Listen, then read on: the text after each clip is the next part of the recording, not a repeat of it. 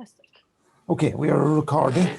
Well, it's a great pleasure to welcome Venus Keus, and I'm probably mispronouncing your name. I apologize already. Absolutely fine. She's going to tell us about CP-violating inflation, and Venus will be joining us as a Schrodinger's Fellow here. We're delighted to announce. Okay, and I hand it over to you. Thank you very much. Thanks so much, Denjo. Yeah, it's an honor to be giving my first of hopefully so many seminars in the group.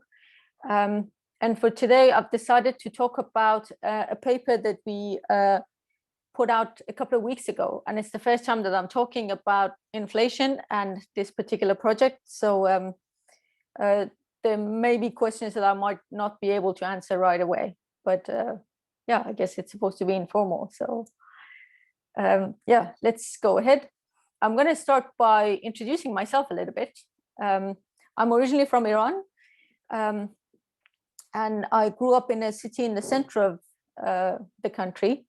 Then I moved to the capital city, Tehran, which is probably the only city most people know of Iran, where I got my bachelor's in plasma physics.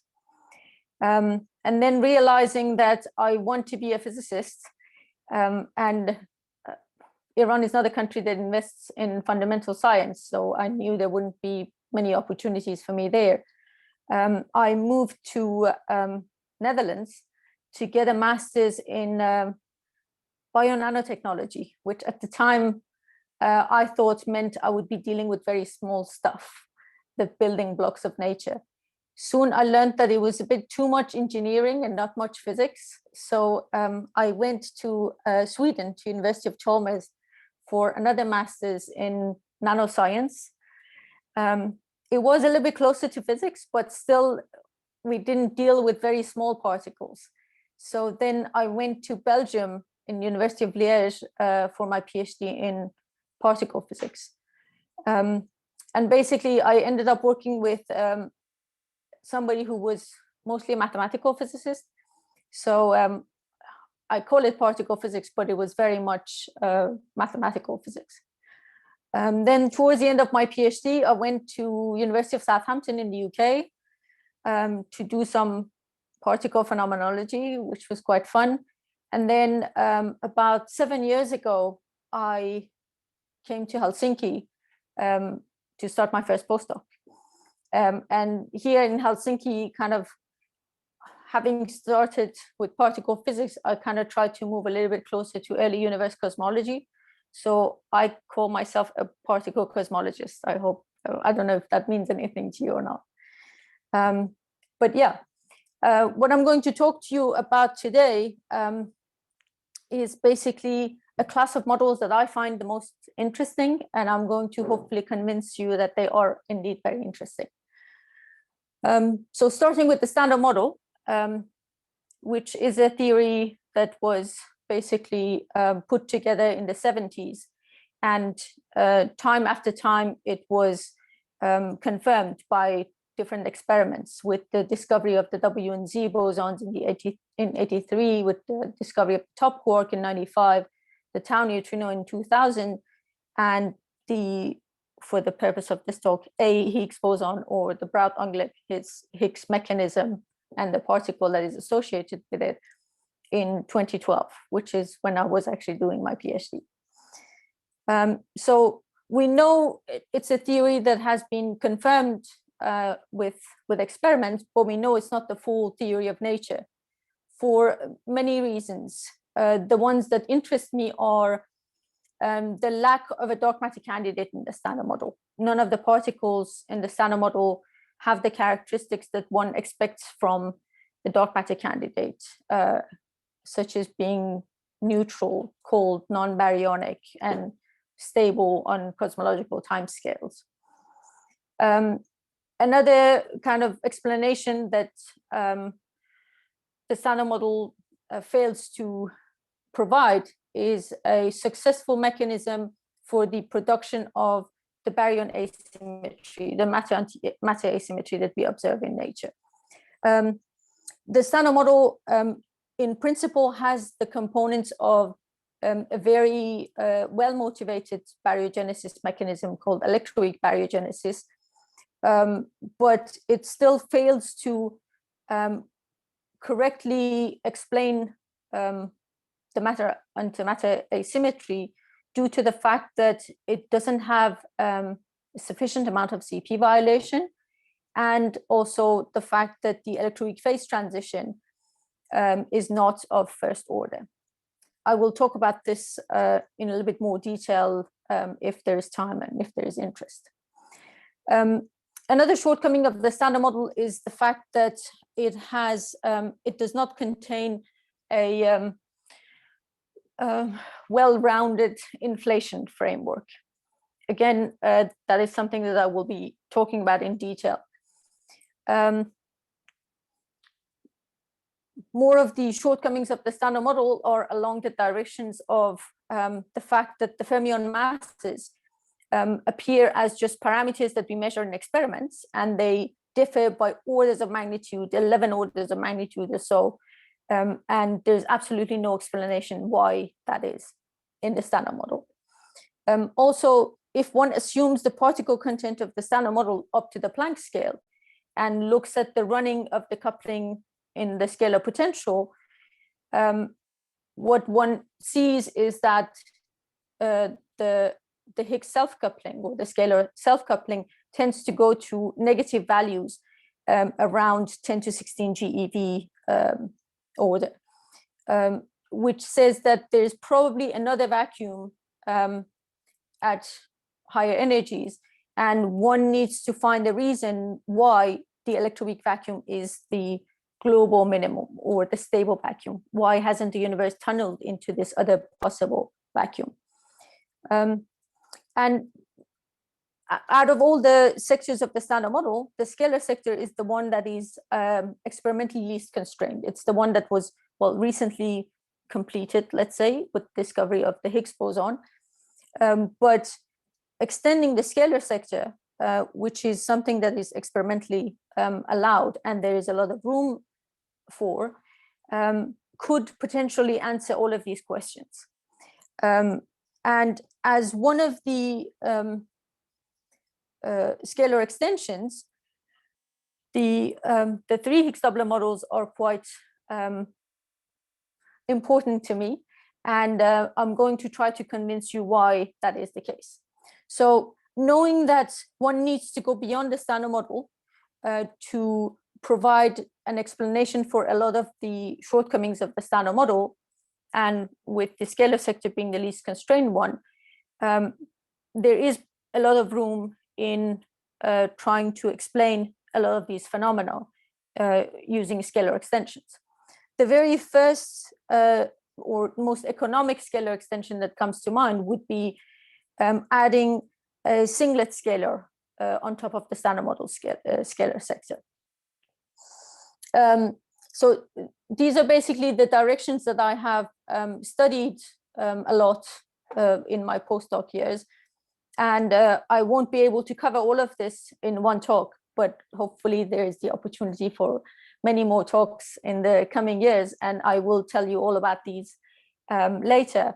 But just to kind of briefly convince you why the most economic scalar extensions are not the best motivated ones, let me just point out 3 of the standard model shortcomings, the ones that really stand out, such as the lack of a dark matter candidate, and the lack of sufficient amount of CP violation, and the lack of a, let's say, satisfactory inflationary mechanism. So in a singlet extension of the standard model, one could, in potential, basically ask for this scalar, the singlet that has been added on top of the standard model particle content, to be the dark matter candidate. To do that, one needs to come up with reasons why this particle doesn't decay to anything else, because as a dark matter candidate, it has to be stable. And it is usually done by imposing a discrete symmetry on the full Lagrangian. So for example, a Z2 symmetry, which would basically allow for all the standard model particles to transform trivially, but ask for this singlet to be the only field that transforms under this Z2 symmetry non-trivially, or in kind of mathematical language, you would call it, you would call the singlet a Z2 odd particle, whereas the rest of the standard model particles would be Z2 even ones, meaning that they just transform trivially, nothing happens to them. So one can do that, but due to the constrained parameters of the model, it is very difficult to make this dark matter candidate basically explain the relic abundance, but also agree with all direct and indirect detections of dark matter. So as a dark matter model, the singlet extension of the standard model is quite constrained. When it comes to CP violation, by construction, the singlet extension of the scalar potential does not allow for any CP violation. The potential is by construction CP conserving. So there's no room there. When it comes to inflation, I will tell you about that later, but it is quite difficult to, let's say, make this singlet play the role of inflaton, which would drive the inflationary process, but also at the same time ask for this particle to also be your dark matter candidate. So the singlet extension, even though it's very economic, it really fails to answer a lot of the questions. The first kind of next step would be to add a scalar doublet on top of the standard model Higgs content, which would be basically a Higgs doublet or a copy of the standard model Higgs doublet. In this case, to introduce a dark matter candidate, again, you have to play the whole game again, kind of imposing a Z2 symmetry, making sure that the particles within this doublet are protected from decaying to the standard model particles, so they could basically provide you with a dark matter candidate. And again, because you haven't extended the model enough, and it is in practice one coupling that basically connects the dark sector with the standard model sector, and it is the one coupling that has to basically give you the correct amount of relic density and also justify why your dark matter hasn't been seen in any direct or indirect detection experiments. It is quite difficult to make this model work as a dark matter model. And also, if you're imposing the Z2 symmetry to protect your dark matter from decaying, you basically imposing CP conservation on your potential. So you can't introduce dark matter and CP violation at the same time. And when it comes to inflation, again, you have to force certain symmetries on the model, which would not allow you to introduce CP violation. Well, there are lots of intermediate other kind of structures you can come up with, and yeah, please do ask me later what happens if you add two singlets or a doublet and a singlet, and we will discuss that in detail. But to me, a 3 Higgs doublet model is the next natural extension, and it is actually something that was suggested by Steven Weinberg back in the 70s, and the motivation there was to give an explanation for the fermion mass hierarchy. And the idea was that basically we have three families of fermions. Why not each of them get a Higgs doublet? So it is also, this model also is referred to as the private Higgs model, meaning that each fermionic family has its own private Higgs doublet. And what the Higgs doublet has to do is just give an explanation for the masses within one fermionic family, in which there's not much of a mass hierarchy, and it is basically the spontaneous symmetry breaking, or the fact that the Higgs doublet acquires a VIV that basically does the job of explaining the masses of the fermions. So this model is very well motivated, but has not been studied in much detail, because when you extend the potential with 3 Higgs doublets, you allow for a lot of free parameters. And until recently, the work that I did with my PhD supervisor, who was a mathematical physicist, for the first time, we managed to derive the list of all realizable symmetries that one can impose on a 3 Higgs doublet model potential. And it is basically the job of these symmetries that relate these free parameters together, or basically reduce the parameters, but also give you very interesting phenomenology. And if you ask me what is the explanation for imposing a certain symmetry, I'm afraid I will have to ask you, well, the standard model by itself has an SU3 cross SU2 cross U1 symmetry, and we don't really know why. It just, the nature seems to like symmetries. And basically what I've done is that I've been playing around with these different symmetries that one can impose on extended scalar sectors to see what kind of phenomenology comes out of it. And the reason I really like 3 Higgs doublet models is that we have found very, very interesting new and exotic phenomena that do not exist in any other scalar extension. Well, the ones that are more minimal than a 3 Higgs doublet model. So, for example,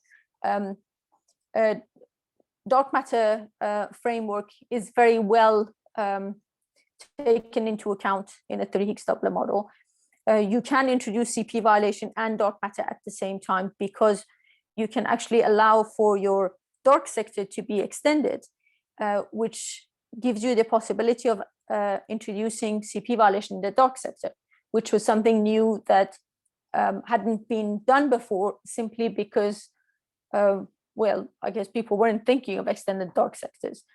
And this was a work that we did for the first time with my collaborators in Southampton, where we came up with the idea of CP violating dark matter, which I will tell you all about in future talks, hopefully. But also, as an inflationary mechanism, the 3 Higgs doublet model works very well. And it's not just that it is an extension of the previous scalar extensions, but also it allows for, again, this new phenomena that we've come up with, which is CP violating inflation, which is not something that has been thought of before, simply because I guess people didn't think of extending the dark sector and allowing for CP violation in the dark sector. And as I mentioned, as a bonus, basically the first motivation for this extension was that it provided an explanation for the fermion mass hierarchy.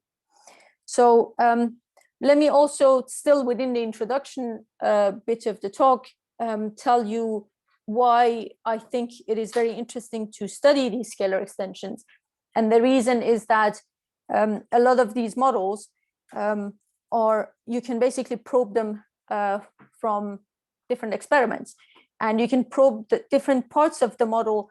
So in a kind of complementary way, when you put a model forward, you could basically see it by different experiments and basically confirm or constrain a certain framework. For example, the upcoming collider experiments, like the LHC Run 3, which is starting soon, the high luminosity LHC, which is planned to start in 2026, and other circular or linear colliders, such as the CEPC in China, which is planned to start taking data in 2028. Also, as I mentioned, these models provide dark matter candidates, and we have a lot of, well, not just dark matter experiments that are already in place, but the upgraded versions of those, for example, the Xenon N-ton, which has already taken data, started taking data, and the EA, which is a indirect detection method for dark matter. Also, as I mentioned, these models provide the framework for electroweak baryogenesis, for example, which does have gravitational wave signatures, which are again something that the upcoming gravitational waves experiments such as DESIGO and LISA are basically, their peak sensitivity is at the electroweak scale. Also, when it comes to the fermionic observables, we have these ground-based experiments such as the ACME, which measures the electric dipole moments, which is basically a probe for the CP violation in any model that you've got, or the muon and luminous magnetic moment. And basically with the models that have fermionic observables, one would be able to probe these models, which makes it quite timely to be kind of studying these models. So hopefully I have kind of excited you about the scalar extensions and justified why it is interesting to be studying them at the moment. And it's not just the fact that scalar extensions are interesting by themselves, but also almost every single beyond standard model framework that you look at has an extended scalar sector. So it is quite important to actually understand what is going on in these models. So as the focus of this talk is on CP violating inflation, I'm going to be talking about basically new sources of CP violation and inflation. So as I mentioned, CP violation is something that one needs for explaining the matter over antimatter asymmetry that is observed in the universe. And as you know, or might not know, we have the conditions called the Sakharov conditions, which any successful baryogenesis mechanism needs. And a baryogenesis mechanism would be a mechanism that explains the production of baryons. So the Sakharov conditions are basically B violation. So these are baryon violating processes, which the standard model does contain. It's C and CP violation, which again, the standard model does contain, but not enough. And departure from thermal equilibrium. And the way, for example, electroweak baryogenesis satisfies these conditions, or especially the departure from thermal equilibrium, is through a first order electroweak phase transition. That is not the focus of this talk. I'm just going to be focusing on the CP violation. So let me just tell you that the CP violation that we have in the standard model is basically in the CKM matrix. And if one does a rough calculation of how much baryon asymmetry this CP violation can produce, is about 11 orders of magnitude below what is observed. So we know that there should be new sources of CP violation on top of the standard model. And as I mentioned, the scalar sector is a sector that is not experimentally very constrained. And if one extends it, one can allow for new source of CP violation. So that's one of the motivations of what I'm going to be talking about. The other motivation is inflation. Just to tell you very quickly what inflation is all about, it's basically a period of exponential expansion in the early universe. So it is a theory, but because its predictions kind of are in agreement with observation, it is quite a well-motivated theory. And by now, the scientific consensus is that it is probably a theory that explains the early universe. So the reason inflation is quite popular is that basically it gives you a kind of source or seed for the structure, the large scale structure formation that we see, which is basically imprinted in kind of dense regions in the CMB, or the cosmic microwave background, which is the let's say earliest snapshot we have of the universe. And so basically, yeah, these little temperature differences that one sees in the CMB, or the cosmic microwave background, basically show the hot regions, or the more dense regions, versus the blue regions, which are kind of the void areas, the less busy regions. And these basically give you the seed for the large scale structure that we observe today. Another motivation for inflation is the fact that when we look at the CMB, we see that basically it seems that wherever you look, everything is isotropic, meaning that if you assume that these regions must have been in kind of causal connection with each other, otherwise why would the CMB be so homogeneous? Why does it look like wherever you look in the CMB, it looks like the universe has the same properties? And if, let's say, if we go with the standard cosmology without inflation, as the horizon grows, the visible horizon where we could basically send a signal to, one sees that these new regions that come in, they still look very much like the rest of the universe. It all looks isotropic and homogeneous on a large scale. And the only reason we could justify why all these regions look similar is that there must have been a period of exponential expansion, meaning that all of these regions were basically in causal connection with each other. And without that, it would be quite difficult to explain why the universe looks so homogeneous and flat and isotropic, even when regions that, based on standard cosmology, wouldn't be in causal connection with each other, still have the same properties. So these were basically the original kind of motivations for inflation. Kind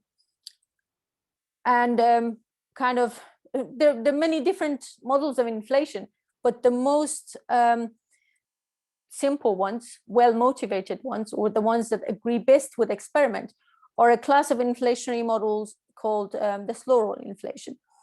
And you might have heard of the Higgs inflation, which is also in the class of the slow roll inflationary models. How slow roll works basically is that it predicts the existence of a scalar field called an inflaton, which is basically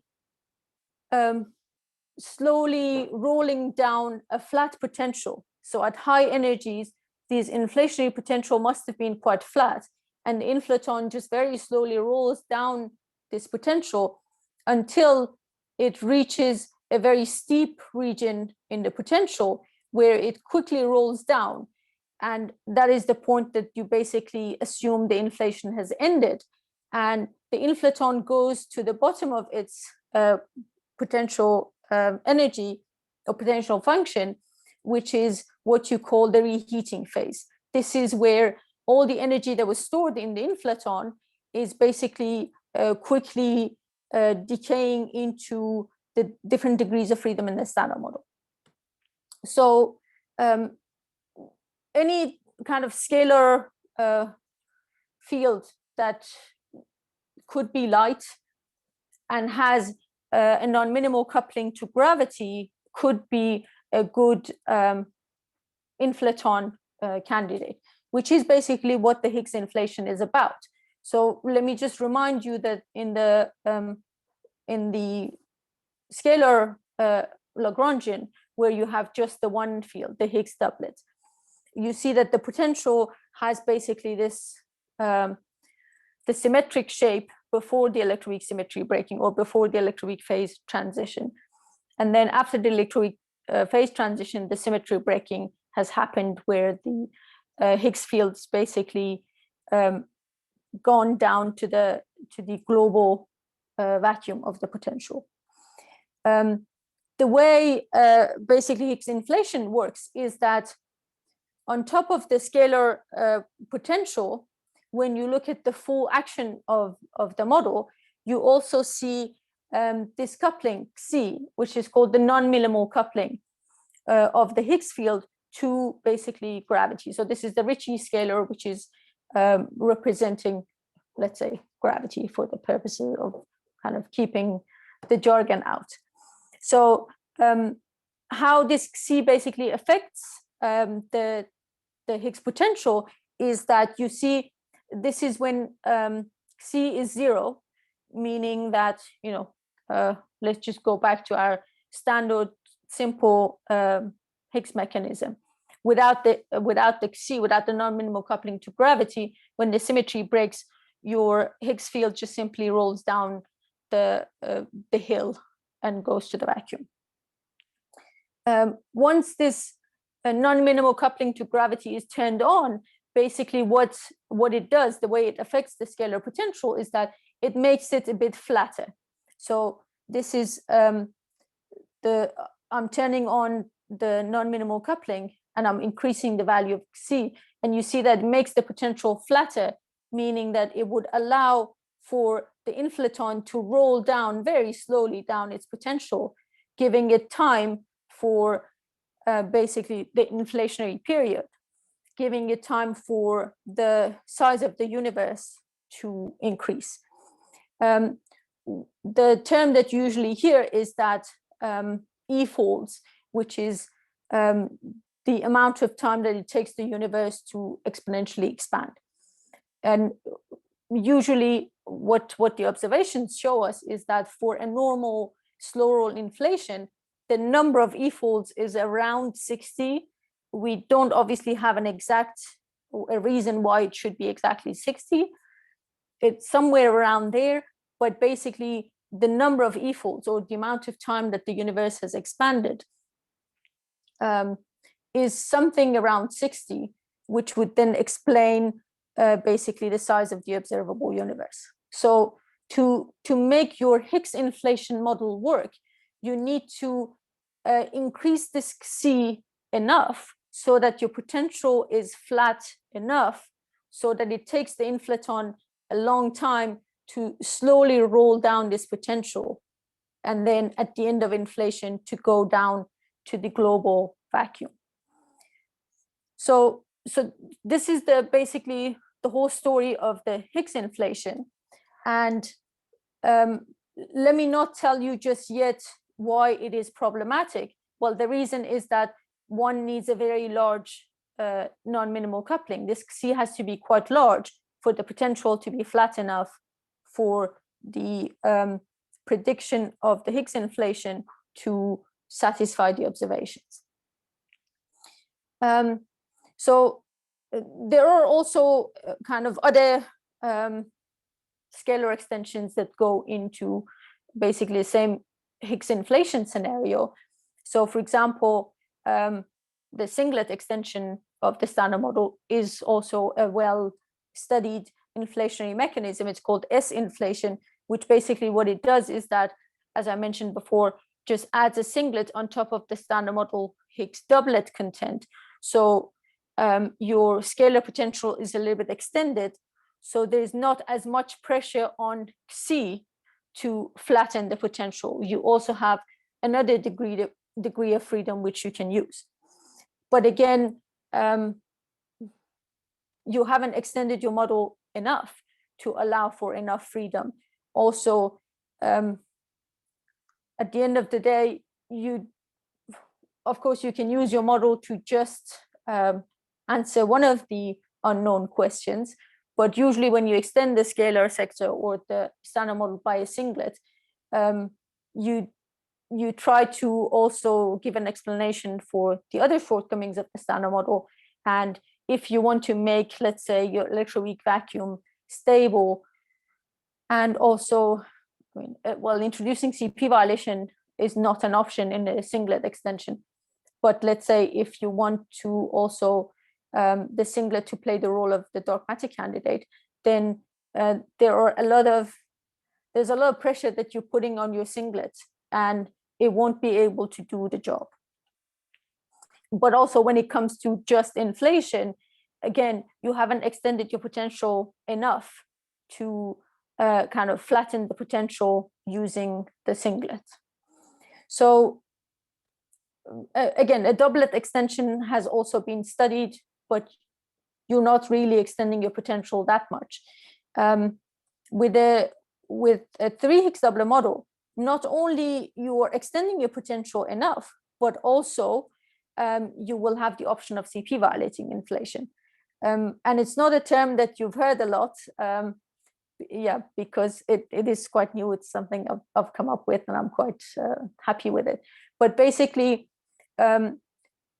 what I'm trying to do is to keep the standard model Higgs doublet intact, basically. Let's say I call them phi 1, phi 2, and phi 3, and phi 3 has exactly the same gauge symmetry or the quantum numbers of the standard model Higgs doublet, and it basically does the job of the standard model Higgs doublet with its charge and CP odd component as the Goldstone bosons that are going to be eaten by the W and the Z, and its neutral component being what we've observed at the LHC, let's say. So at tree level, I'm not messing with the couplings of this guy at all. What I'm doing is that I'm extending my dark sector. And the reason I call it dark is because it is protected by, it could be any discrete symmetry, but just for simplicity, let's say a Z2 symmetry.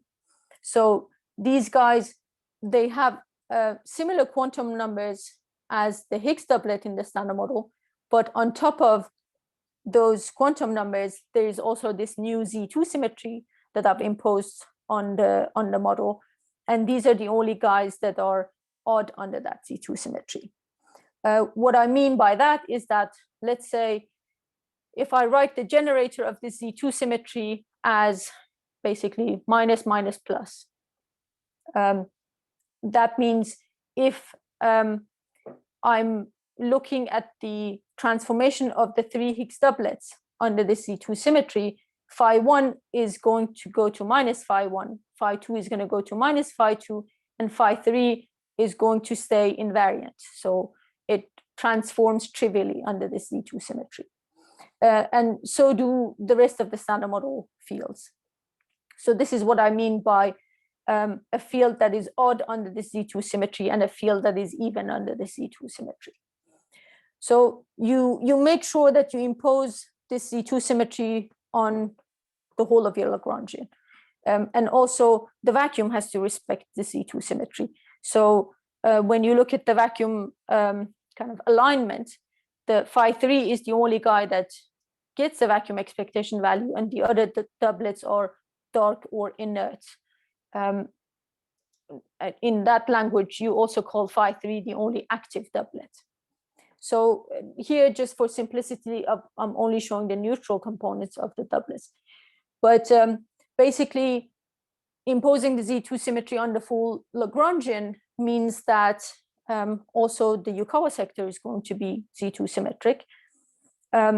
And that means it is only phi 3, again, the doublet that plays the role of the standard model Higgs doublet, that couples with all the fermions. So this is the problem with let's say a 2 Higgs doublet model, that when you introduce CP violation, because these guys are doublets and they naturally couple to, let's say, the standard model fermions, you introduce these contributions to certain processes called, for example, the electric dipole moment, where basically this is the scalar that is being exchanged in such a process. This is exactly what they measure in the ACME collaboration. So Venus, won't you now have reintroduced your large hierarchy between the couplings? For the mass hierarchy, you're going to end up having for the fermion mass hierarchy, you mean? Yes, for the fermion mass hierarchy. Yes, if you want to explain the fermion mass hierarchy, well, the way Weinberg suggested was for all the three doublets to acquire a vacuum expectation value. What I'm suggesting this is what here, I was expecting. Yes, exactly. Yeah.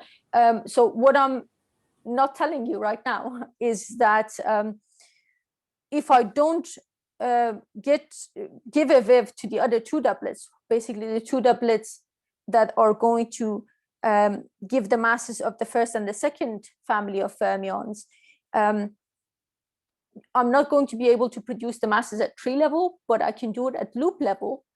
And that would give me a small mass for the fermions in the first and second family, which is actually a good thing, because it is basically the top quark that is quite heavy, and in the third family, whose mass is going to be very difficult to generate at loop level. Yeah, I'm just trying to just focus on the inflationary mechanism here. And you are absolutely right that it would be a bit difficult, but not impossible. Yeah, so let's forget about fermion mass hierarchy for a moment while we just focus on basically introducing CP violation in the dark sector. But I completely agree with you that, well, actually, this is not something that has been studied. This is, again, an idea that I've got, which I haven't explored that much in detail. But yeah, so back to this, to the CP violation in the dark sector, what I was saying was that if you allow for all of your doublets to couple to fermions, then basically all the neutral fields or the charge fields coming from different doublets would contribute to these processes, which are, well, in the case of the lepton being an electron, would be an electron electric dipole moment, or also the anomalous magnetic moment. So when you introduce the CP violation, it is actually the electric dipole moment that you're contributing to, and that is incredibly constrained from the observations of this Acme collaboration. So the genius of these extended dark sector or this dark CP violation is that I've imposed a Z2 symmetry on the full Lagrangian. It is just the third doublet that's coupling to all of the fermions. So my other doublets don't have any contribution to the electric dipole moments. So the CP violation or the CP mixture that I'm introducing in the dark sector could, in principle, be unbounded, which is then somehow you have to transfer it into the active sector or produce the, let's say, fermion asymmetry out of the scalar asymmetry. But again, that is the dark electroweak baryogenesis mechanism, which is something I'm studying now and is not the subject of this talk. But what I want to motivate here is that when you introduce the CP violation in the dark sector or in the inert bit of the potential, you could, there is no fermionic observable that is basically constraining you. So having said that, let me actually bore you with a slide with a lot of equations and show you the scalar potential. So we've been talking about this 3 Higgs doublet model scalar potential, which would be quite large, and we would have all of this freedom. But let me actually tell you in a simple way what this potential looks like. One thing that you can do when you're putting together a symmetric 3 Higgs doublet model is that you can break your potential into two parts. The part that is phase invariant, which I show with V0, and you would see that every term in the potential is basically phase invariant. So all the contributions are of phi I dagger phi I, or phi I dagger phi j dagger phi I type, which means that every parameter that sits in front of all of these terms in the potential by construction has to be real. So there's no new source of CP violation. There's no option of introducing CP violation in this part of the potential. But well, if you're claiming that your potential is Z2 symmetric and only Z2 symmetric, obviously, if there is an accidental symmetry in there, it will affect the phenomenology of the model. So you need to make sure that the symmetry that you're claiming your potential has is the only symmetry. And again, through group theoretic methods, we have shown that this is how it can be done, and you can be 100% sure that your potential is, in this case, Z2 symmetric. So yeah, here's the phase invariant part, which is CP conserving. Here's the part of the potential that one has to write on top of the phase invariant parts to make sure that the potential is only Z2 symmetric. And you see, remember that phi1 and phi2 were the odd terms under this Z2 symmetry, meaning a term of this type is even, so it is allowed by the Z2 symmetry. Again, the same combination of the phis. In this case, you see phi2 is the odd doublet and phi3 is the even doublet, but the whole term is squared. So again, the Z2 symmetry allows you to write a term of this type. And you see that the parameters in this part of the potential can be complex, meaning that you can actually introduce CP violation in this part of the potential. And remember that whatever CP violation you introduce here has no fermionic observables, has no electric dipole moment contribution, which means that you're allowed to introduce as much CP violation as you like, let's say. Can I ask a question? Sure. You have phi2 coupling to phi3, Mm-hmm. but phi3 couples to standard model. So there should be strong constraints on lambda 2 and lambda 3, no? Well, it isn't, because actually, let me go back. So when you impose the Z2 symmetry, you see it is only phi3 that goes in here. And since the other doublets are not getting a wave, at the mass eigenstates are actually CP eigenstates. So it is basically H3 that goes in here. And H3 doesn't mix with H1, H2, and eta 1 and eta 2. So you see that term would have contributed if phi2, for example, was getting a wave. In that case, yes, this lambda 2 would have entered into the, let's say, the mass of H3, which would have then showed up in the rest of the Lagrangian. But since these guys are just purely inert, yeah, so, and phi2 by construction doesn't have any couplings to the fermions, you are perfectly safe. So when you're saying loop corrections don't, and they're small, they are sufficiently small that they don't ruin this?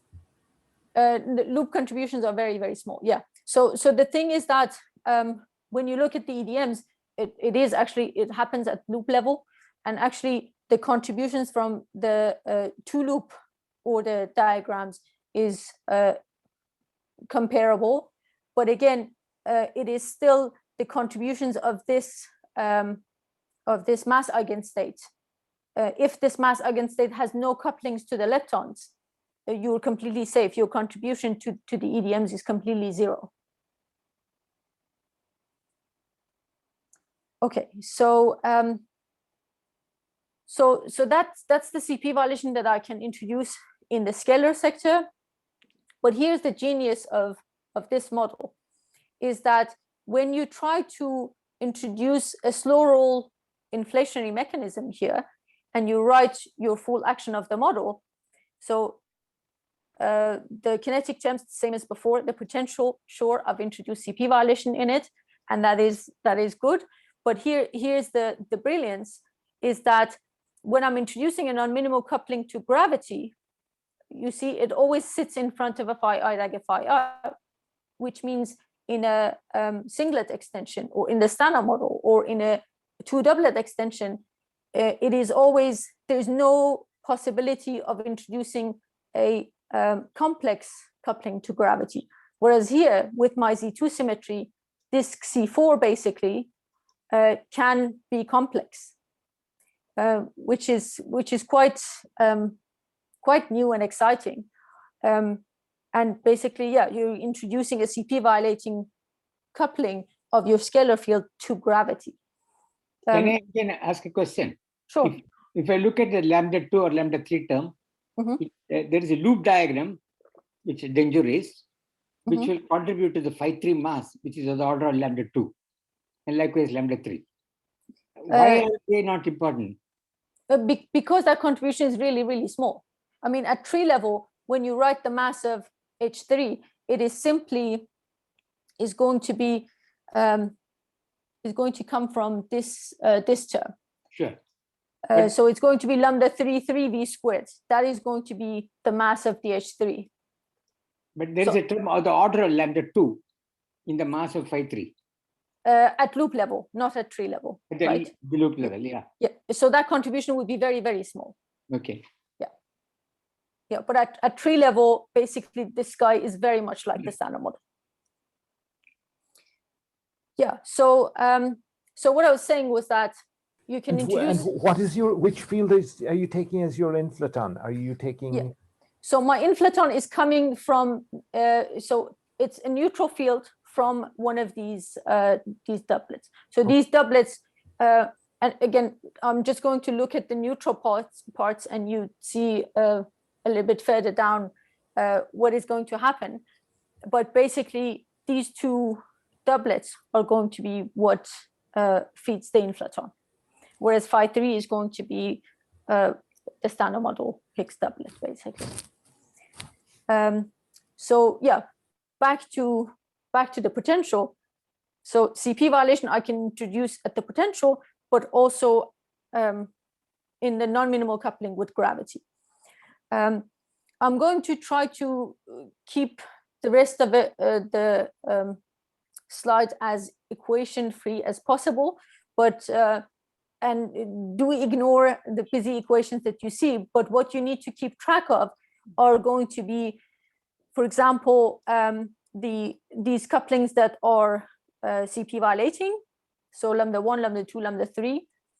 And again, for simplicity, I will try to write phi 2 as somehow related to phi 1. I will talk about the details of it a little bit later. But basically what you need to see, or you need to keep track of, is that I will write these complex parameters as the magnitude of the parameter and a phase. So you will see this theta 1 and theta 4, for example, showing up in the slides that are coming. Again, I had to ask a question. This phi 1 dagger, phi 2 coupling. Yes. That will lead to some flavor changing processes, no? No, because these doublets don't couple to fermions. Oh. You see, yeah. So in a 2 Higgs doublet model, you would be absolutely right. If both of the doublets are coupling to the fermions, you would be introducing flavor changing neutral currents. And actually, that's one of the original reasons why one studies a Z2 symmetric 2 Higgs doublet model, because we haven't seen any flavor changing neutral currents. So you ask for one of the doublets to couple to, let's say, up-type quarks and the other one to down-type quarks. Whereas here, I'm kind of, if you like it in the language of 2 Higgs doublet model, it's a type 1 2 Higgs doublet model, meaning that it's only one doublet that couples to everything. And the rest of the doublets don't have anything to do with the fermions. So yeah, in what comes, what you need to kind of keep track of is theta 1 and theta 4, for example, as the CP violating phases. So here it is, my busy inflationary potential. What I've done in the background, which I'm protecting you from, is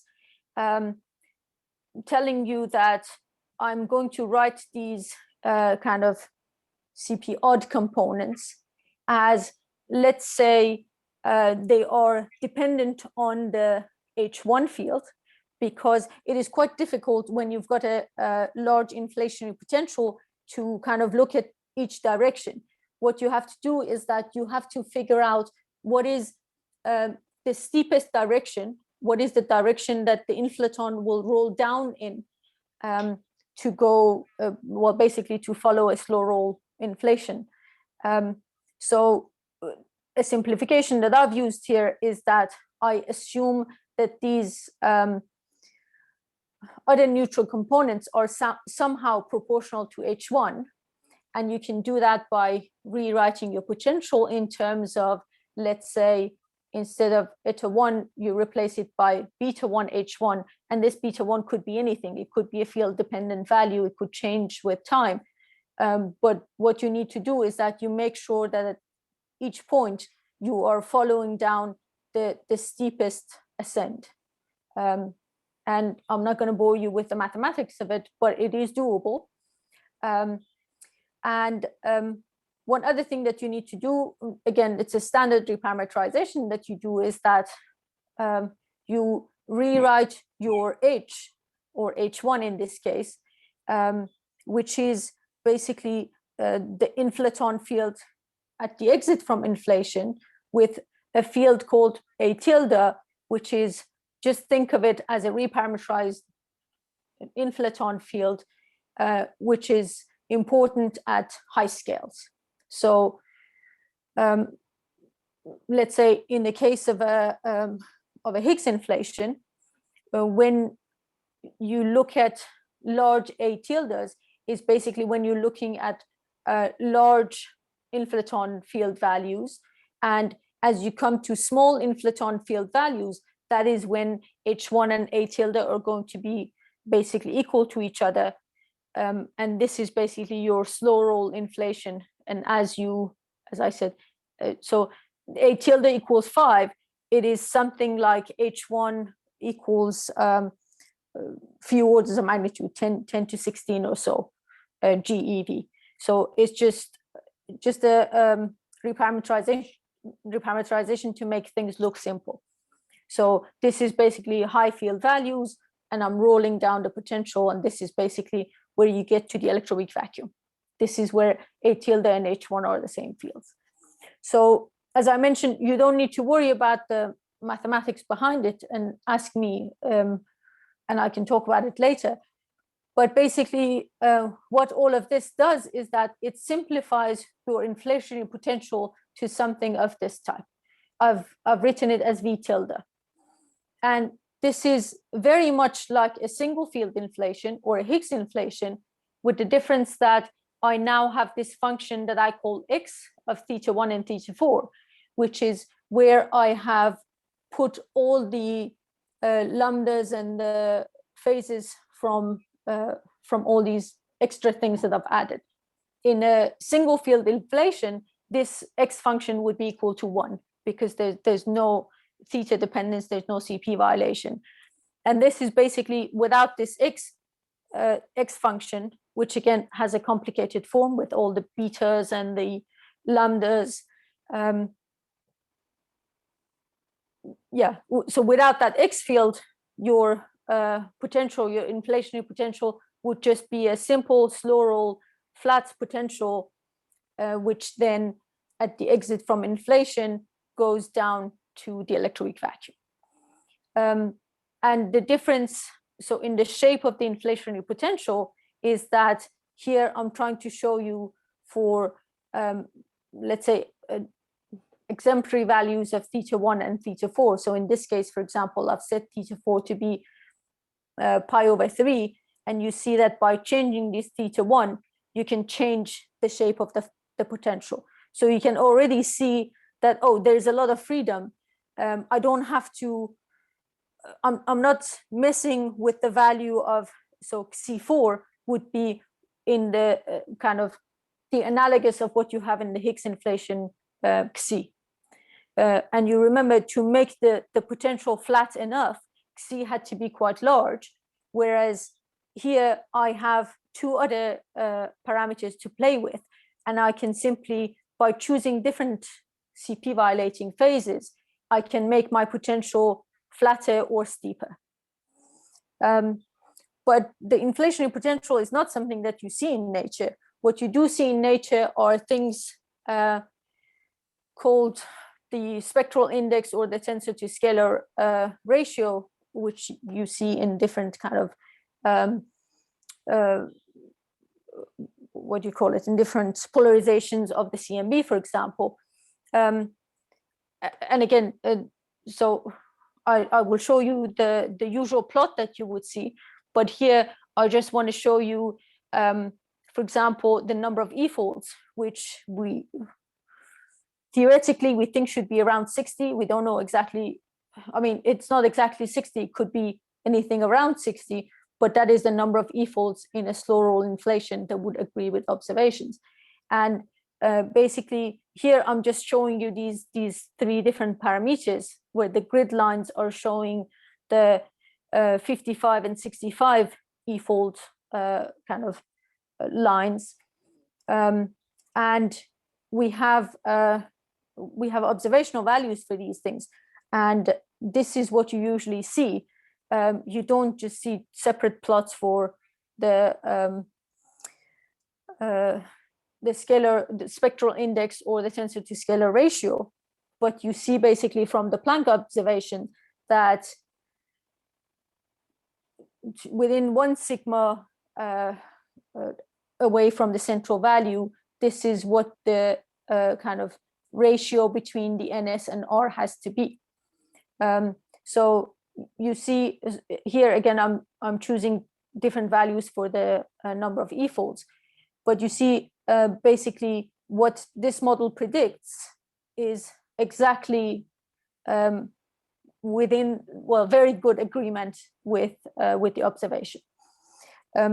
Another kind of observational evidence that we have is from WMAP7, which basically gives you a value for what is called the scalar power spectrum, or PS.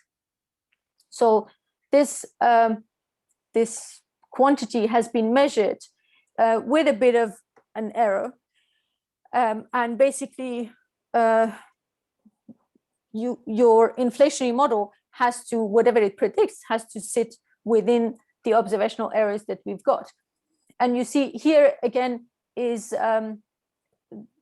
there's a formula that connects your inflationary potential to the scalar power spectrum. But basically in the Higgs inflation case, where there wouldn't be a function x of any dependence of θ1 and θ4, this would be just 1. To agree with the observation, your C has to be large enough. You see, because the scalar power spectrum has got a very, very small value. And yeah, so this is again a combination of whatever parameters that you see, and for simplification, I've set a value of, let's say, 0.1 to some of my lambdas. But basically, this is what the Higgs inflation prediction would look like as well, in a simple form, where this x function would just be 1. So to make this this observation or the prediction of your model to agree with observation, your C4 has to be quite large, right? I mean, it has to be of the order of 10 to 4 or so to for you to not violate any of the observational bounds. Whereas in our case, it's not just the C4. I also have this these other parameters that I can play with, and you see here what I'm playing with is only the phases. I've only kept the phases. I've even fixed my lambdas to be something. So in the Higgs inflation case, the lambda, the Higgs self-coupling, is around 0.12, and I've even fixed my lambdas to be what the Higgs inflation or the standard model Higgs potential forces it to be. I've even taken away that freedom to show you, even if the value of my lambdas is fixed, not that they have to be in this model, but let's say even if I didn't have that freedom, I still have the CP violating phases to give me more of a tool to play with.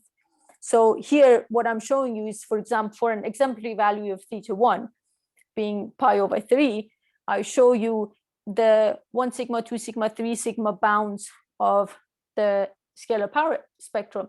And you see that within a range of C's, I can find values that are in agreement with experiment. So, and as I said, in the Higgs inflation case, the θ4 would be 0, θ1 would be 0. So you would be forced to go with one value of C. Your non-minimal coupling has to be quite large. Whereas here you have 2 extra degrees of freedom to play with. And what I want to say here is that obviously here I've picked the value of θ1 to show you what the effect of θ4 is. But what I can do is that I can fix my scalar power spectrum to be equal to exactly the central value. So let's assume the experiment, I mean, bang on in the central value of the observational value, and I know how my C4 can change, and I still have these 2 degrees of freedom to play around with, which is what I'm trying to show here, that in the plane of θ1, θ4, you can choose different values of θ1 and θ4, and at every point in this plot, I am giving you exactly the central value for PS. So it is a range of C4s that I can pick, and yeah, to be in agreement with experiment. Something that in the Higgs inflation case, it is fixed to be, let's say 10 to 4 or so. So just in the Higgs inflation setting, there was a second natural value for the coupling, which was the conformal value of 1/6. Yeah. What would be the conformal values of your parameters? They look very complicated. Yeah. So happen to know? So what you're referring to is here. So the conformal value would be, yeah, something around, well, not just 1/6. There's also the factors and Planck that have been taken out. Okay. Yeah. So what I'm trying to show is, so back here when this was the only parameter that I had to make my potential flat. 1/6 times Planck mass powers. Xe is dimensionless, so there's no Planck mass in what I'm thinking of. Sure. No, what I'm trying to say is that you see in the inflationary potential, there is depends what people are showing you. If are they actually showing you the value of Xe, or are they showing you the value of Xe times a factor? You see what I mean? Yeah, no, mine was more of a theoretical question. Yeah. Just to orient myself, I was trying to see what would be the conformal values for such a complicated set of couplings. I have to work it out, but it would be, yeah, it would be very easy to satisfy any conformal limits, because yeah, as I said, in the Higgs inflation case, you don't have that much room, whereas here, and again, you see, so in the Higgs inflation, this would be the value of C4, right? Whereas here, I have the freedom in choosing my CP violating angles, and I have the freedom in choosing my the magnitude of my parameters, which are all the lambdas, which here I've just fixed to be 0.1 to unnecessarily constrain myself. But there's also that degree of freedom which I haven't taken into account here. So then the next step would be, I'm claiming that not just that this CP violating inflation is better in agreement with observation, but also what we're trying to do is that we're trying to find specific cosmological imprints of the CP violating inflation. So, and of course, it is nice to show that if, let's say, the scalar power spectrum was measured in a bit more precision, the Higgs inflation would be even in more trouble. And this model would easily satisfy the experimental bounds. But also one would like to show, let's say, smoking gun signatures of this model, something that we could present that would be, there you go, it's not just let's say, an extended Higgs inflation, it is in fact CP violating inflation. And that is something that we're working on. And it might be that, well, I can't say for sure if there are any cosmological signatures of it, not, and it has to be kind of complementary signatures from other experiments. But also what I want to add is that at the end of the day, I'm looking for introducing new sources of CP violation, and I want to do baryogenesis of some type.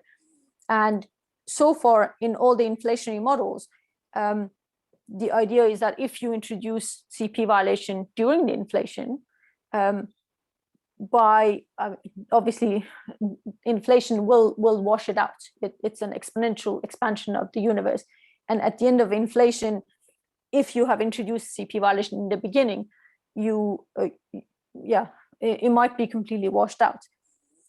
What I'm trying to do here is that I find at the end of inflation, as my inflationary fields, which again, as I showed you, it's not just a single field inflation. I have the H1, eta 1, H2, and eta 2, which for simplification reasons, I wrote them as somehow being, assuming that they're somehow proportional to each other. Again, keeping it very generic. The proportionalities weren't a fixed value, it was a field-dependent value, time-dependent value. But what I'm trying to show is that at the end of inflation, as these inflationary fields acquire an initial expectation value, they already have a non-zero phase. So you see, for example, the phi 1 field, it acquires a non-zero expectation value with a phase alpha, which is related to this theta 4 and theta 1. And we have worked it out. It's not too complicated to work it out. And you see that, oh, actually the, let's say, CP odd components would be receiving contributions from the eta 1 field, whereas the CP even components would be receiving contributions from the H1 field. And you can work out exactly how this alpha is related to theta 1 and theta 4. But the point is that as your inflaton fields exit inflation, they already have a phase. And then assuming, let's say, instant reheating, which is basically that the phi 3 field, which is basically the standard model Higgs, if it's really light during inflation, and at the exit from inflation, the inflaton decays very quickly to phi 3, then you can work out the asymmetries of a process like phi 1 decaying to phi 3, or the CP, not violating version, but the CP reflection of that process, phi 1 star decaying to phi 3 star, phi 3 star. And you see that there is actually a non-zero phase between these processes. So you can actually work out the relative asymmetry between these two processes, which is, as you can see, non-zero. There is alpha that is proportional to theta 1 and theta 4, and there are these other angles which are, as I mentioned, they are the phases of the parameters, the potential. So that would be the phase of the lambda 3, for example, and the phase of lambda 2 here. And the idea is that this asymmetry is then transferred into the fermions through the couplings with the Higgs. Because, yeah, as I mentioned, phi 1 and phi 2 have nothing to do with the fermions. It is phi 3 which then couples to the fermions. And as we've produced an asymmetry in the phi3 field, that asymmetry is going to be transferred into the fermions, which is something that we are working out at the moment and is hopefully going to be out in the near future. So having said that, I would like to, wow, I've gone past 1 hour quite a bit. Let me just quickly wrap up what I said. And hopefully I've convinced you that with a singlet scalar extension of the standard model, well, first of all, that the scalar extensions are very well motivated.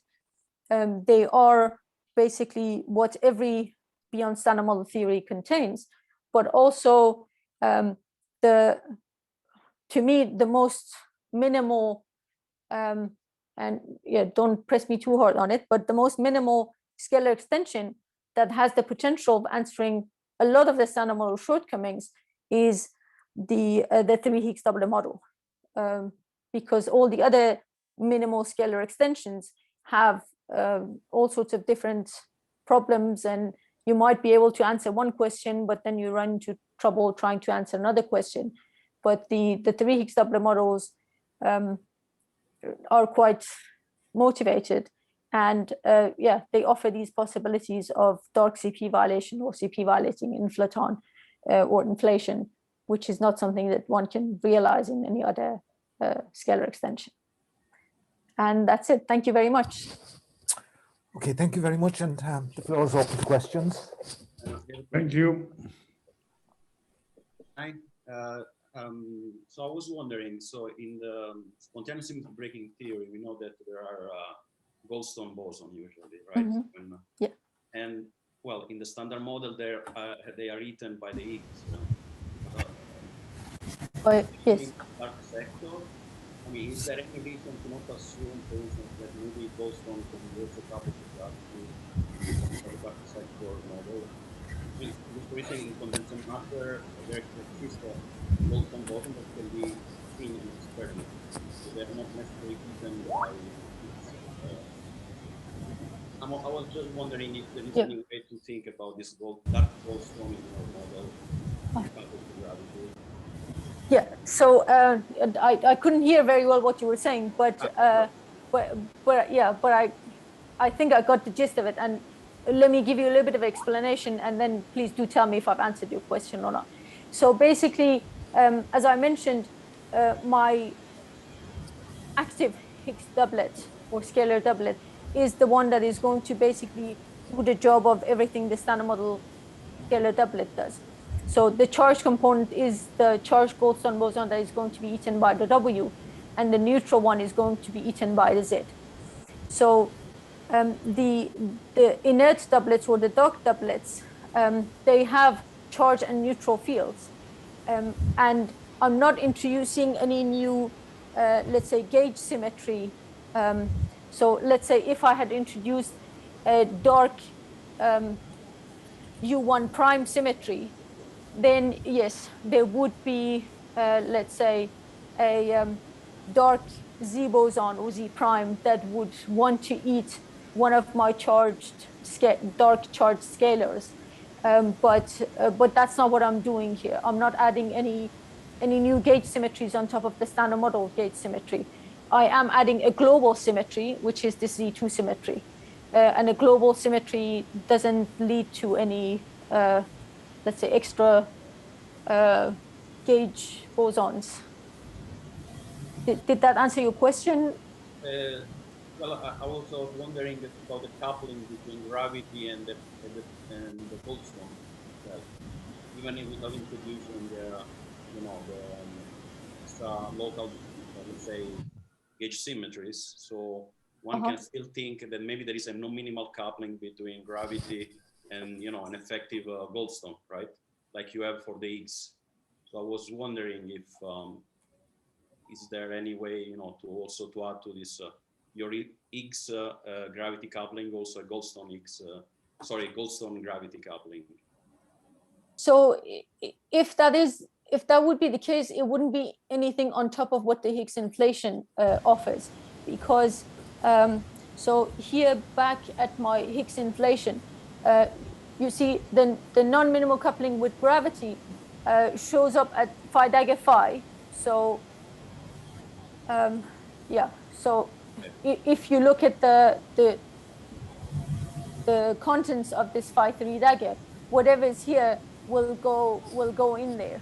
If there is, I don't know if, I mean, when you talk about Higgs inflation, as far as I know, you only talk about so it's a neutral part of the Higgs doublet that plays the role of the inflaton.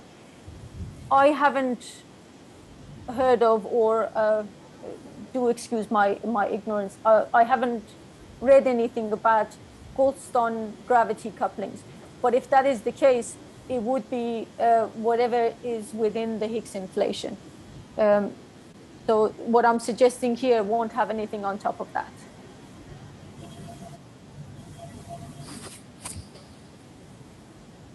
Other questions? Well, yeah, I can ask a question, but Go ahead, Tony. Go ahead. I'm an ignoramus. I don't know much about this, but if you go to one page before that 13, I don't really understand the whole inflation thing. So you seem to suggest that this psi is like not even really necessary other than to control the speed of the inflation. But without the coupling to R, there doesn't seem to be any coupling to the gravity. So then the field phi is totally independent. So I would have thought the psi is crucial in any case, irrespective of how fast. And then also you suggest kind of that the field is classical and this ball rolling down a hill, but surely it's a quantum field. And maybe it stays kind of local if the quantum fluctuations are small, because this seems to, on the left-hand side, it seems to be a kind of a local equilibrium which is only slowly disturbed through quantum fluctuations. Is that what happens? I don't understand this at all. Yeah. So you're absolutely right that the non-minimal coupling to gravity is absolutely essential. If one were to take Higgs as the inflaton, without this non-minimal coupling to gravity, the Standard Model would have no explanation for inflation. No. Which is the case. So, I mean, in the minimal framework of the Standard Model, there is no explanation for inflation. So this Higgs inflation mechanism was suggested, I guess in the late 90s, that the Standard Model Higgs could also be an inflaton. So previously without, the idea of a slow roll inflation is that if you have a hypothetical scalar called an inflaton and it couples non-minimally to gravity, and you have a potential that is very flat, and this field is light enough that the quantum fluctuations are not comparable with the inflationary scale, then this particle could be a good candidate for an inflaton. And the potential that one would basically draw here has nothing to do with the Standard Model Higgs potential. You would just call it an inflationary potential. So the idea of Higgs inflation was that why don't we take the Standard Model Higgs to be the inflaton, and therefore the Standard Model Higgs potential to be the inflationary potential. And then what you had to do on top of the normal Standard Model Higgs potential that you had would be to also allow for the Higgs to couple to gravity. And then to do that, again, you want to make the Standard Model Higgs potential to be the inflationary potential. And it had to be flat enough. And to make it flat enough, because the Standard Model Higgs potential does not have a form of a very flat with a very, very slow inclination. It is, I mean, yeah, it's got this shape that we all know and love. So to make it a flat enough potential for a slow roll inflation to work, one had to ask for this coupling to be very large so that the potential would be very flat, which would allow for a long enough inflationary period, which would allow for the universe to expand enough. So that was the idea of Higgs inflation. And I'm just, well, telling you that it's not a very good model, but don't tell Misha Shaposhnikov and Fedor Bezrukov that I said that. Those are the guys who came up with the idea of inflation, Higgs inflation. But yeah, it's got its problems. Is that, okay, to make the scalar potential also be the inflationary potential, we have to make it really flat. What I'm suggesting here is that, building on top of what they've done, is that you know, you don't have to put all the job of making the potential flat on this one coupling. If you allow for this, for the potential to be extended, and also, well, for the, not just go for the one field inflation or single field inflation, but allow for more than one fields, multi-field inflation. And so the multi-field inflation, again, is not something new. It's not something that I've introduced. What I'm introducing is CP violation, not just in the scalar potential, but also in the coupling with gravity, which then gives you a lot of freedom in making this potential flat without having to, go to such pressure as, you know, or we have to make it work, and this coupling has to be really large. So yeah, did that answer your question? Yes, it clarifies it somewhat, yes. But I have another question, and that is, you seem to see it as an advantage that you introduce quite a few additional parameters. But of course, one of the criticisms of the standard model is that there are already so many free parameters, and now you're introducing even more. Or can you do away with some of the other parameters now? Yeah, so one of the, as I mentioned in the standard model, the masses of the fermions is, they're all free parameters, right? But when you go to, this is why the 3 Higgs doublet model is very interesting to me compared to the 2 Higgs doublet model or a singlet extension, is that certain symmetries that you impose on scalar potential, you can also extend that symmetry into the fermionic sector, which would then take care of a lot of your free parameters, which would then, kind of, you introduce some parameters, but you also relate some of the standard model parameters to them, and it kind of. So effectively, you're gaining. Swings and roundabouts, yeah. Well, I very much enjoyed your talk. Thank you very much. I'm very glad to hear that. Yes. Other questions? When do you expect new physics predicted by your model to show up first? I'm sorry, there's a lot of echo. Do you mind asking that again?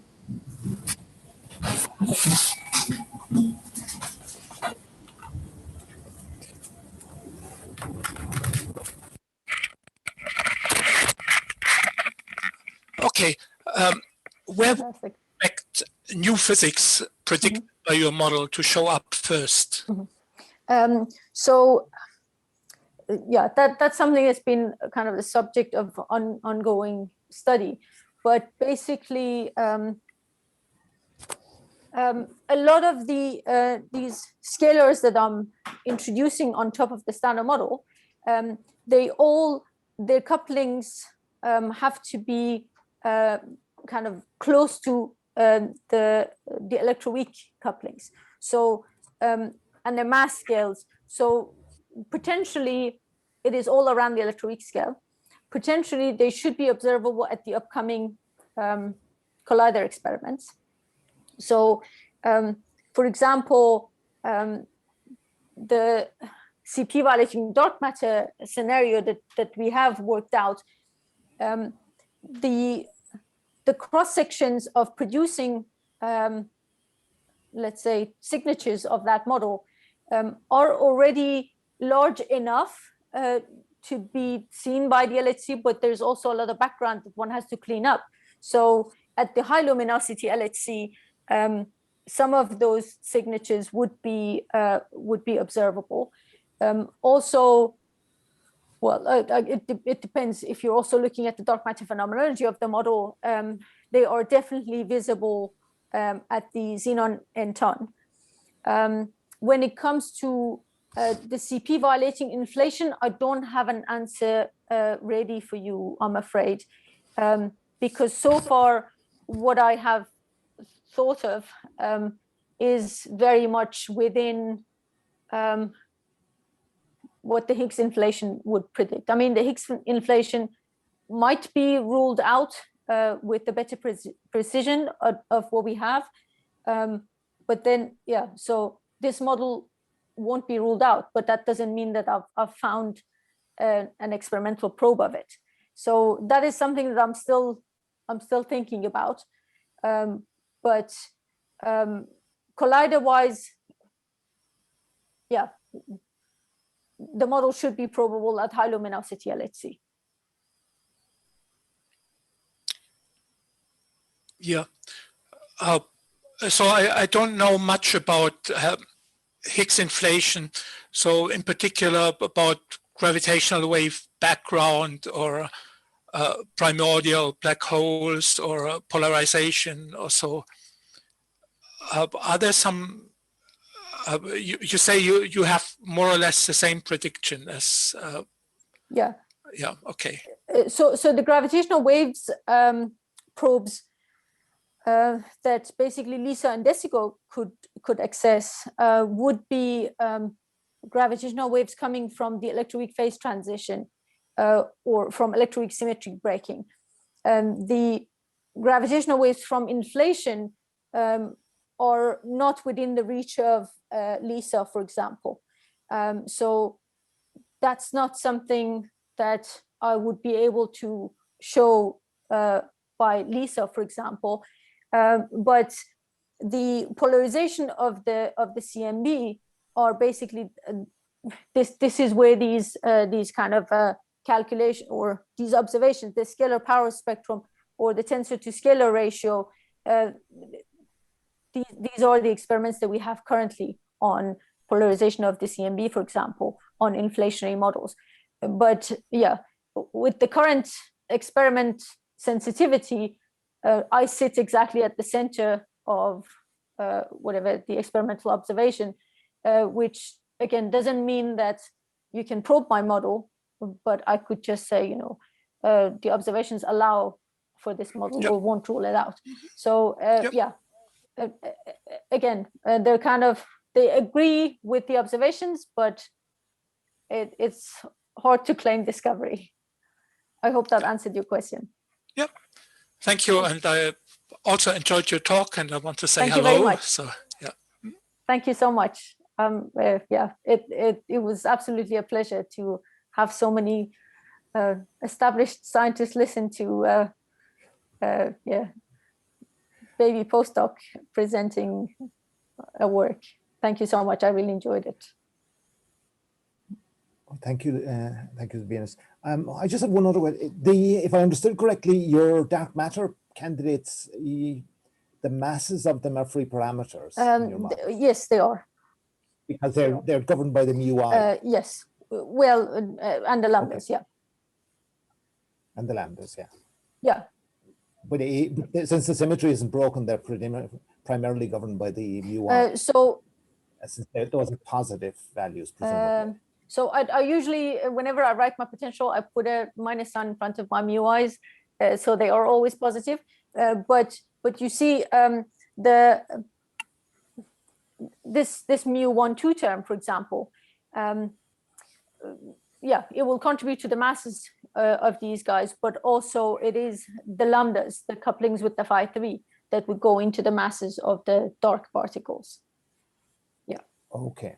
But yeah, I mean, I would love to give a talk about CP violating dark matter as well. And yeah, as you said, the masses are free parameters, but basically we show that, to satisfy the relic density bounds, you have a range of dark matter mass that is not accessible basically in any other model. For example, in the 2 Higgs doublet model, the dark matter framework in the 2 Higgs doublet model, which is called the inert doublet model, within a certain, a large region of the masses, the model is already ruled out because experimentally nothing has been observed. Whereas when you introduce CP violation in the dark sector, you see that, actually the dark matter mass could be anything and potentially probable by xenon and ton. Okay, very good. Yeah, thank you. Other questions? Well, I have a non-physics question. Just since you come from Iran, someone from Tehran, of course, spent many years at our institute, Shaheen Rouhani. Did you meet him in Tehran? Or? No. As I said, I've only studied my bachelor's in Iran, and that was quite many years ago. Yeah. At which university?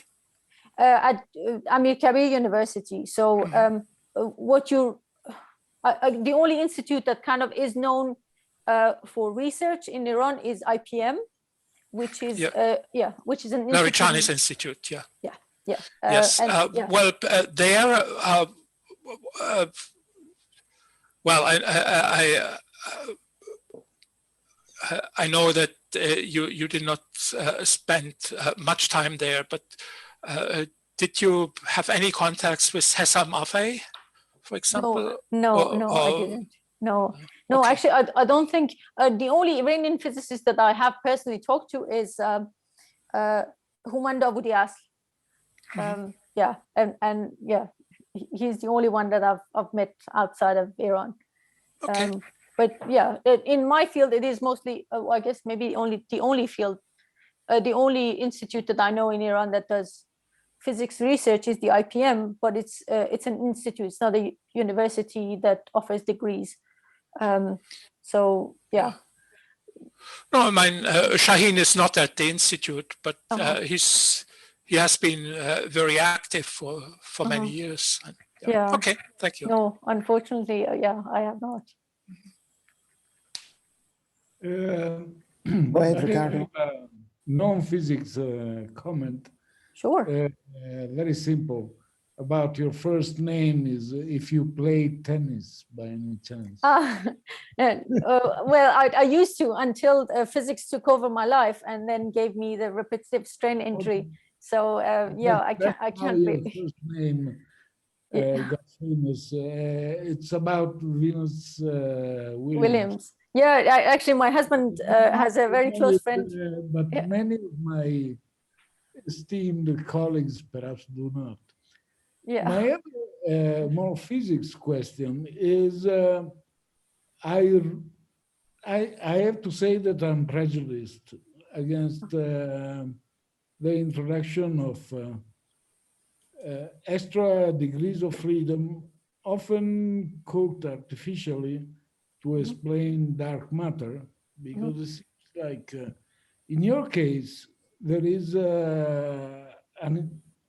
to me, I didn't know, an interesting avenue that motivates it through what we know of the standard model. My question is, you can isolate neutral from the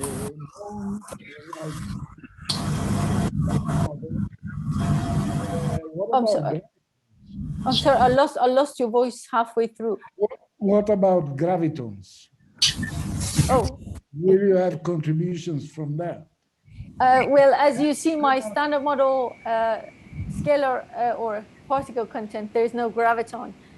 So yeah, I have carefully left that out because I don't know much about it. And yeah, I mean, inflation still happens after the scale of, let's say, quantum gravity, where graviton is relevant. So I haven't gone that far back into the history of the universe, and I don't really know much about quantum gravity or how gravitons contribute to, I'm not sure, any of these problems. I'm sorry, the other question for me would be, if there is a symmetry that is has been very popular, supersymmetry, does any kind of this kind of multiplets come from supersymmetric models? Yeah, so again, don't tell anyone I said this, but I'm not a fan of supersymmetry. No, and yeah, but yeah. So the reason, I mean, it's a beautiful theory, but the fact that we haven't seen any experimental evidence of it, and the fact that we can constantly push it up to higher values and potentially never be able to exclude supersymmetry is kind of a bit of a turnoff. But I must say, in every single supersymmetric extension of the standard model, the scalar sector is extended. For example, the minimal supersymmetric standard model, MSSM, has 2 Higgs doublets. And actually, that's what I remember. Yeah. For example, E6 SSM is a string theory inspired supersymmetric model, which well, tries to be a theory of everything, has 6 Higgs doublets. So it actually has 2 copies of 2 Higgs doublets, which is, yeah, I don't know, I guess I could use that as a motivation, but I can't, yeah. It wouldn't be very honest of me to say I'm not a big fan of supersymmetry, but look, supersymmetry predicts or motivates this model. So thank you for your great talk. And thank you very much. Your only mistake was to be worried that it would be condescending. Oh, good, good. I'm glad. Yeah, as I said, this is the first time that I'm talking about inflation. Yeah. No, you nailed it. Oh, thank you so much. Thank you. It's very good to hear. Anyone else want to ask a quick question? If not, I will stop the recording so we can continue.